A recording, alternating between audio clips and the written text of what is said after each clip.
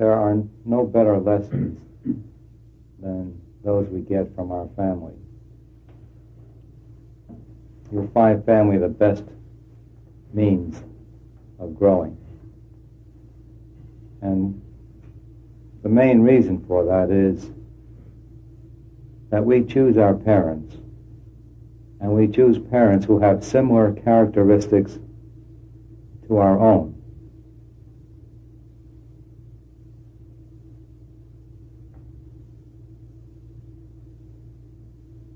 And so there's always a to and fro between parent and child because of this. Parents are telling the children what to do, and the children are fighting right back, up and back, all the time. Most of the time, the parent and child are together. There's a constant to and fro on the thing we're talking about. Because we have it in ourselves, we see it in our parent, or we see it in our child. And they see it in us. Which causes quite a lot of friction. Now, there can be the opposite relationship, too. We can have an ego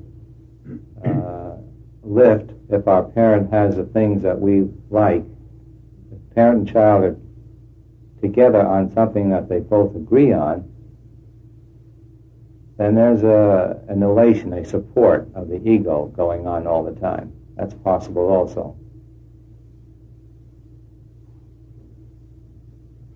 Now, ego, the same way it goes down on rebuff, goes up on praise. So we should look for it two ways. And remember, anything that can be lifted by words of praise can be as quickly dropped by the opposite words.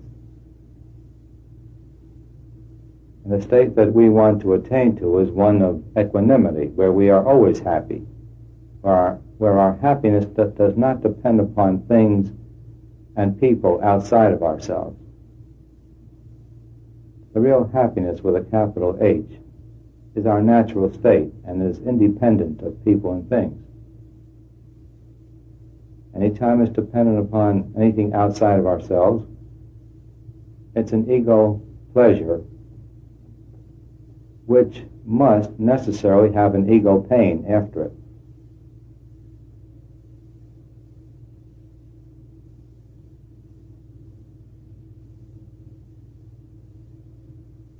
And yet all joy that we feel in this world is only the feeling of the self, more or less.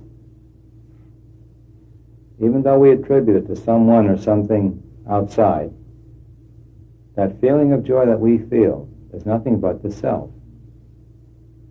And so I say all joy that we feel has its source in the self. And all misery that we feel has its source in the ego. And there's another way of letting go of ego. Every time we feel unhappy, look for the ego motivation. There's something we want and we're frustrated and we're unhappy.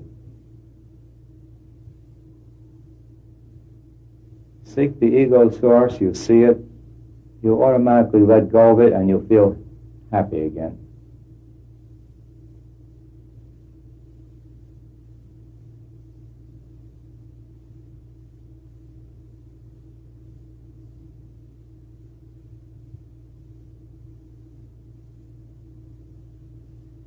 Another way of saying it is, there's nothing out there but our consciousness. Well, whatever we see wrong out there, the mote is in our eye. A master sees nothing but perfection in you, in everyone, and in everything. If he says otherwise, he's just talking for the benefit of the hearer in order to communicate.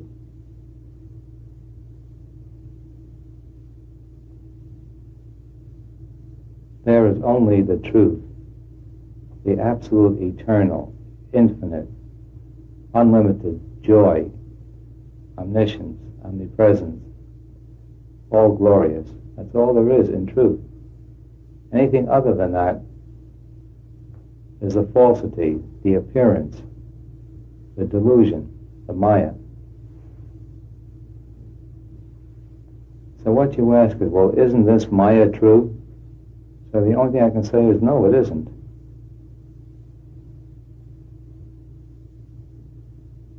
See the truth and you'll see that everything is absolutely perfect. Everyone is trying to return to the full self, to let go of their ego. Some of us make errors in that direction. By going further into an ego direction, we get more and more apparently in trouble. It's all and it's an apparency.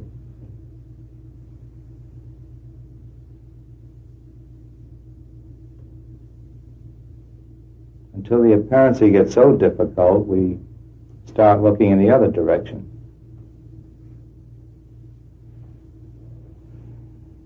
If you want to know light, don't look at the darkness. If you want to know truth, good, don't see evil. Ego is the sense of separation from the all. Before we got ourselves into this apparent delusion, we were that infinite being that we are now seeking.